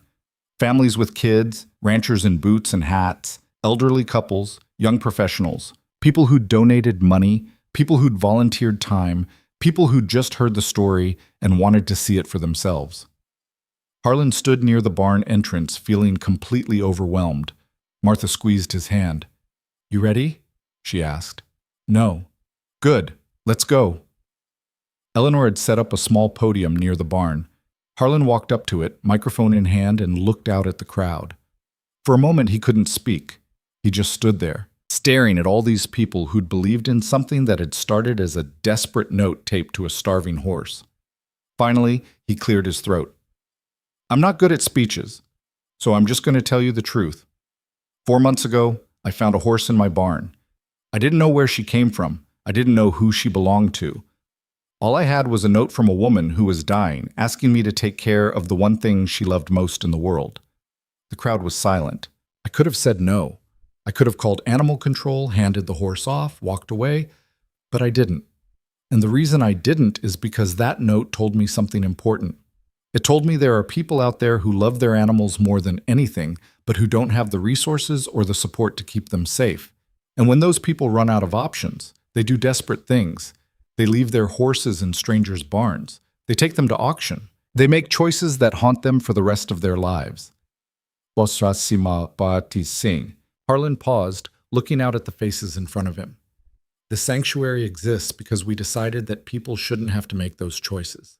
We decided that there should be a place where horses can come when there's nowhere else. A place where families can get help before they're desperate. A place where love doesn't have to end just because money runs out. He gestured behind him at the barn, at the paddocks, at the horses grazing peacefully. This is that place. And it wouldn't exist without every single person here.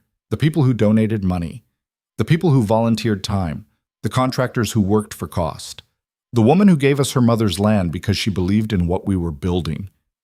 He looked at Sarah standing near the front of the crowd. She was crying. We named this place Scarlet Haven, Harlan continued, after the horse who started it all. The horse who reminded us that sometimes the smallest act of compassion can change everything. Thank you for being part of that change. Thank you for believing in this. And thank you for making sure that no one, human or animal, has to face the worst moments of their life alone. The crowd erupted in applause. Harlan stepped back from the podium, his hands shaking. Martha hugged him, and then Eleanor, and then Tom, and then people he didn't even know, all of them thanking him, congratulating him, telling him how much this meant. After the speeches, they opened the barn for tours. People walked through, looking at the stalls, meeting the horses, asking questions. Kids petted Pip the pony. Families took pictures with Scarlet. Dusty, who'd been terrified of people just 2 months ago, let a little girl brush his mane.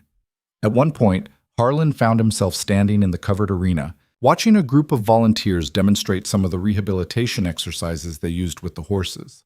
A man came up beside him, older, maybe in his 70s, with a weathered face and kind eyes. "You did something good here," the man said. "Thank you. My wife and I lost our horse about 5 years ago, cancer. We couldn't afford the treatment, so we had to let her go. It broke my wife's heart. She hasn't been the same since." The man's voice was thick. "But seeing this place, knowing it exists now, it helps. It helps to know that other people won't have to go through what we did." Harlan didn't trust himself to speak. He just nodded. The man shook his hand and walked away, and Harlan stood there alone, letting the weight of it all settle over him. The responsibility, the impact, the lives they'd touched and the lives they would touch. It was terrifying. It was humbling, and it was exactly what he was supposed to be doing. As the sun began to set and the crowd started to thin, Harlan walked out to the far pasture where Scarlet was grazing with Bella and Charlie. She looked up when she saw him, her ears pricked forward, and walked over to the fence. Harlan leaned against the rail. "You know, none of this was supposed to happen. I was just supposed to be a rancher, fix fences, feed chickens, mind my own business.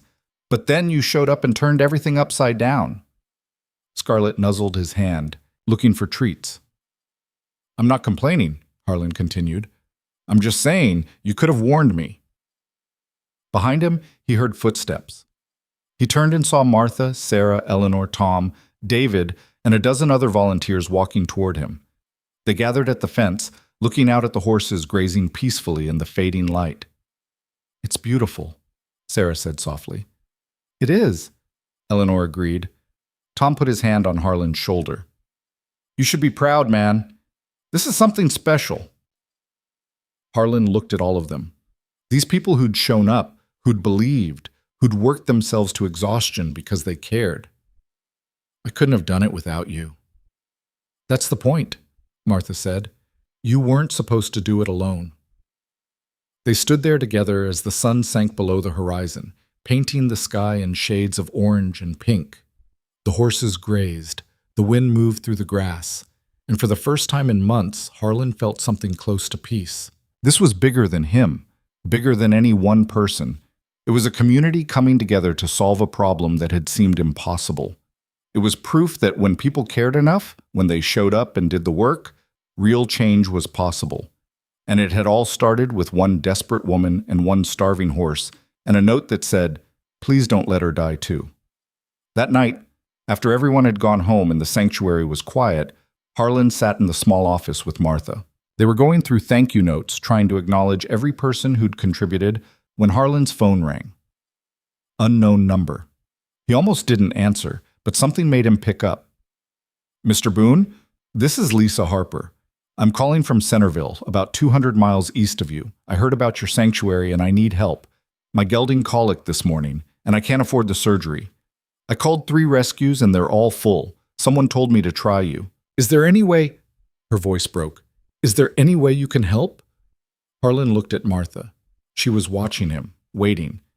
He thought about the empty stalls in the barn, about the fund they'd set aside for emergency cases, about the network of volunteers ready to step in when someone needed them. "Yeah," Harlan said. "We can help. Tell me where you are." He wrote down the address, promised to call her back within the hour, and hung up. Then he started making calls. To Hewitt, to Eleanor, to the volunteers on the emergency list. Within 30 minutes, they had a plan. A vet on standby, a trailer ready to go, funds allocated for surgery if needed.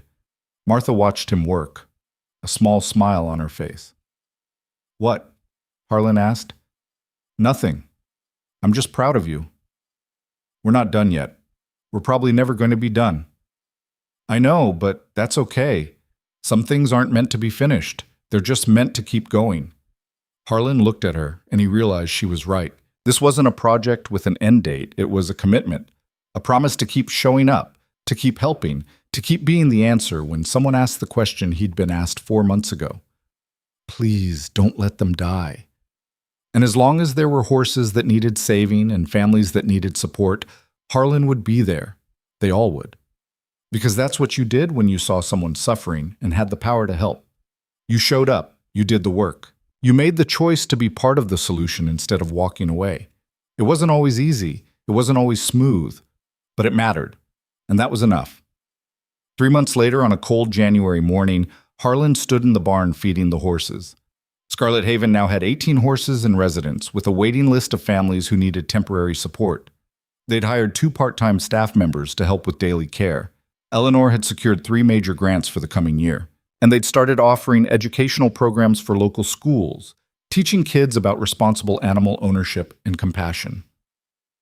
It was more than Harlan had ever imagined, more than he'd thought possible.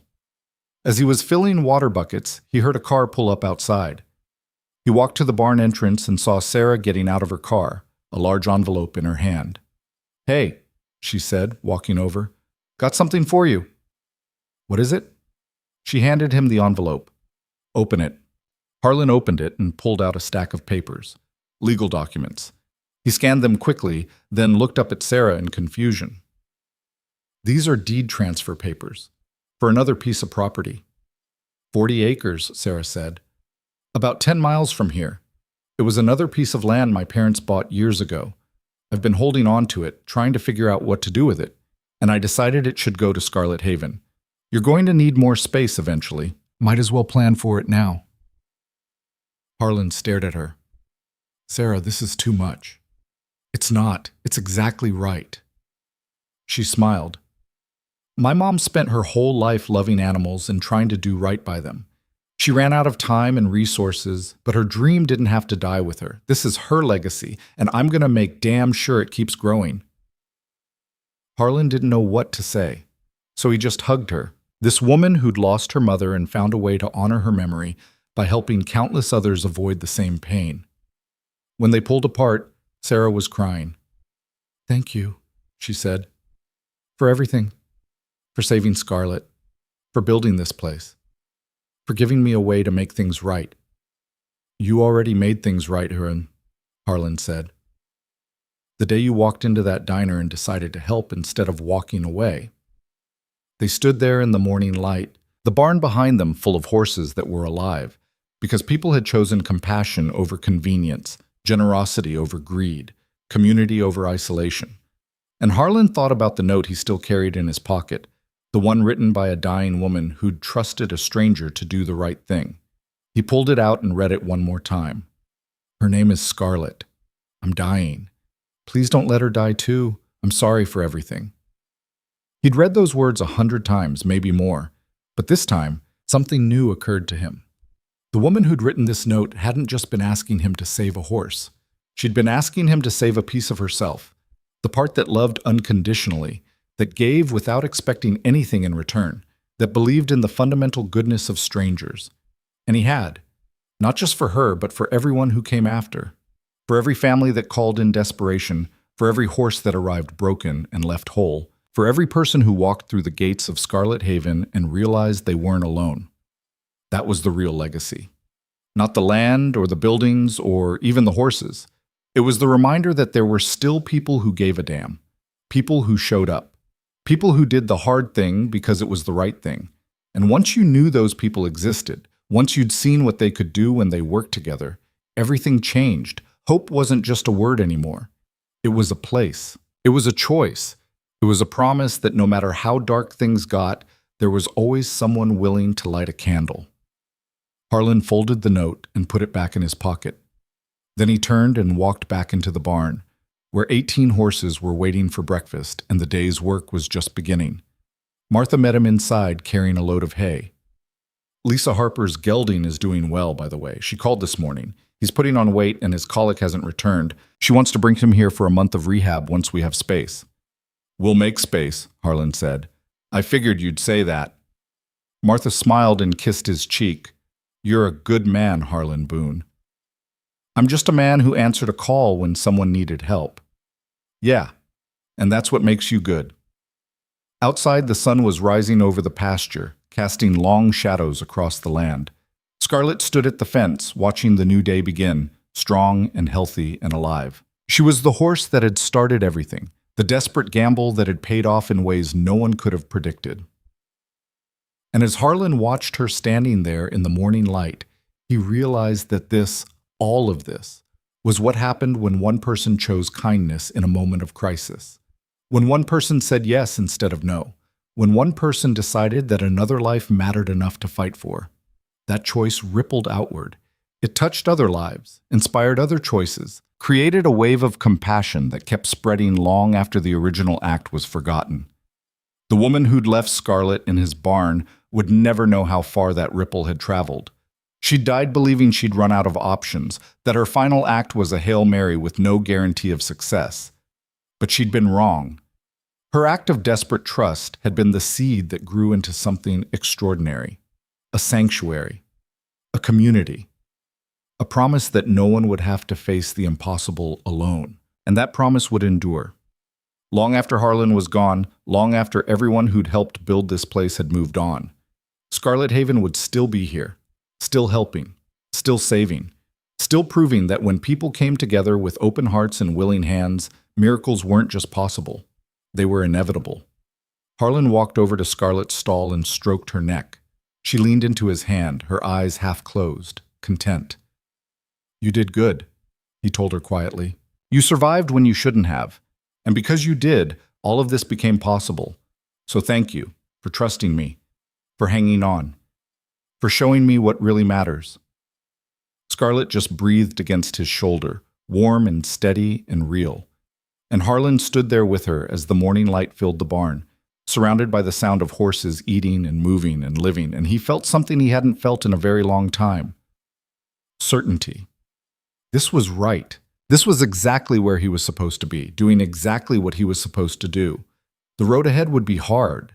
There would be more late nights, more impossible decisions, more moments when the money ran out and the problems seemed insurmountable.